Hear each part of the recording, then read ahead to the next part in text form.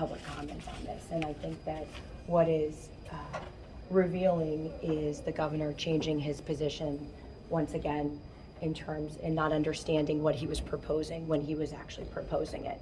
And the arguments that he is making about needing that increase to recruit, it's just not true. Obviously, I've been having private conversations, and that amount of money is not making the difference in terms of being able to recruit. It's leadership and it's vision for a state, and it's about having a leader at the top that has character, integrity, and is in this for the right reasons. So, do you think these raises aren't warranted? I think that the timing right now is not appropriate. I think that it is not respectful of what everybody is going through in Rhode Island. And to the point of another individual, we have issues with frontline workers who've done a lot of the work, and we should look there. But in terms of the argument about needing that to be able to recruit, that is just not true.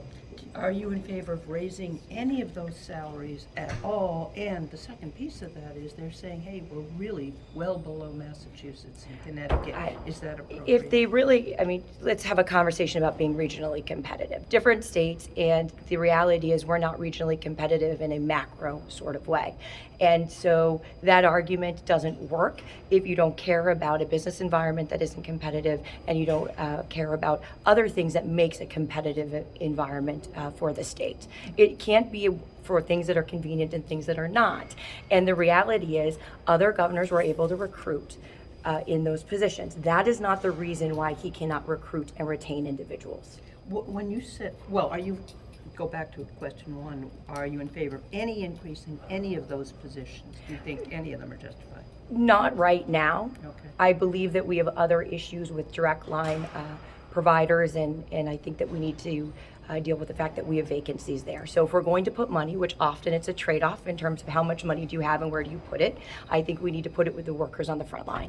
And who all got raises and bonuses recently, do you think we should be giving more to the workers on the front line? I think that we need to, if we're talking about those bonuses, those were ones that were not targeted. And then also what we saw with the governor, if you remember, then he also claimed that he didn't know what he was doing in terms of offering bonuses to certain individuals. So it is a pattern of taking a position, which he did in terms of these raises, and then backing away because he said he did not understand what he was doing. I think that is of special note in this today, because if he believed that, he should have stuck by it. But instead, he has caved to public pressure, and he has said, well, he didn't really understand that the structure of the raises. That's his job.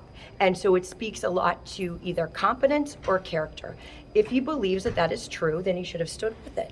But if he did not understand, and I'll take him at face value, if he did not understand the consequences of the policy that he was proposing, then he does not understand his job, and he is not fit to serve. To make that specific, what you're saying he didn't understand was that these are flat salaries as opposed to, and I don't completely understand what just happened in here. I need clarification. Yeah. But what are you saying you think he showed his incompetence here specifically? Well, the fact that he didn't understand the nature of the raises that he was giving out. It was clear to everybody else. We were able to offer a statement on what he was doing. We offered a diagram for him, so maybe we helped him understand what he was doing. But we deserve a governor who is able to understand the consequences, and if he believes that to be true, then he should not have backed away today. And the reality is, the reason that he said that he needed those raises was to recruit and retain.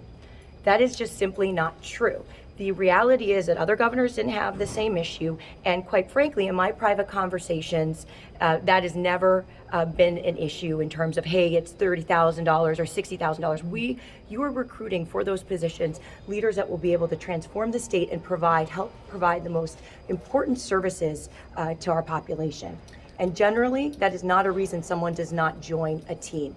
He has had people leaving the team. He's unable to retain people, unable to recruit individuals, and it's not about salary, it's about leadership and competence. May I ask you two quick questions Last unrelated? ones, and then Brian, do you want any sound? Yeah. On this business of where you live and where you registered to vote, what do you make of it? Is this a tempest in a teapot, or No. should voters have serious concern about it? I think my address at home, in Newport has already been published online, so everybody knows where I live. What it is going back a number of years, and what it is a distraction from the fact. Let's talk about what happened last week. There is a ruling about tolls to show that they're unconstitutional, and at the beginning of this, We're asking about where you well, hold live on, but and where you vote. So where I live in Newport, and I vote in Newport. And I intend, my family's in Newport, my business is in Newport, I will stay in Newport. Talking about, where I was in the past or where I was working is a distraction from the very significant news issues that have come up in the last week. So let's talk about what those issues are. Tolling, electricity raises. If you were registered That's all we have in time one for. place and no homestead exemption, I mean, that We've been, indicates where you actually my live. husband is a physician. We were honest about what my husband was doing. He was taking care of patients. If you look at the timing and the facts, you will see that we've always been transparent. I was in Newport. He was taking care of his patients because he has an obligation to provide medical care. The reality is this came out in a week where the tolls were found to be unconstitutional, and you have a governor who refuses to say whether he will appeal the ruling yet. He said it was under review 11 times. In one time, I said I would drop the appeal because it was unconstitutional, a waste of money. The other thing that happened, which always happens at the end of the week, so I hope people are paying attention, is that the electricity rates are going up. So rather than TMZ style stuff that we're focusing on in terms of personalities, but you know where I vote, and is let's focus on issues that impact all of Rhode Island, issues that are going to impact people's ability to pay their bills, and also their ability to be safe. That is what we need to be focusing on. We need a leader that is competent, that knows what they are doing when they propose a salary hike, which he didn't. He just said in the public record he didn't know what he was doing. That is clearly what he said. An individual who can't answer a question about whether or not he will pursue an appeal, he didn't know this ruling was coming? Yes, he did. So what we should focus on is a governor who refuses to answer tough questions. Thank you so much. I appreciate it. Thank you all. Have a